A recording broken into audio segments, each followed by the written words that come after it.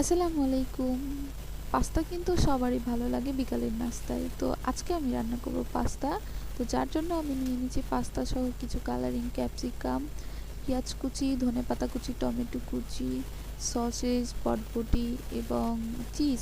সসেজগুলো আমি প্রথমে একটু ফ্রাই প্যানে দিয়ে সুন্দর করে কালারিং করে ভেজে নিচ্ছিলাম। এর মধ্যে আমার ছোট ভাই এসে জিজ্ঞাসা করলো, "কী করো আপু?"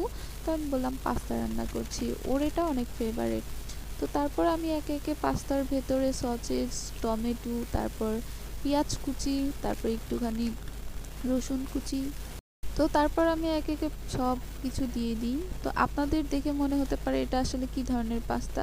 আসলে আমার বাড়িতে পাস্তাটা একটু অন্যরকম করে রান্না করা হয়। তো এটা আসলে আমার নিজস্ব রেসিপি, আমি এভাবে রান্না করি। এটা এক প্রকার বলতে পারেন খিচুড়ির পাস্তা।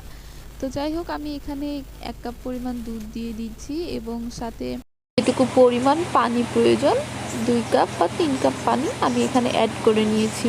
আমি এখানে আরও কিছু অ্যাড করব, তা হচ্ছে লবণ, গোলমরিচ গুঁড়ো, এই সব কিছু দিয়ে আমি ঢেকে দিব। এর ভেতরে আমার ছোট ভাই এসে বলতেছে, "তোমাকে একটু হেল্প করি আমি।"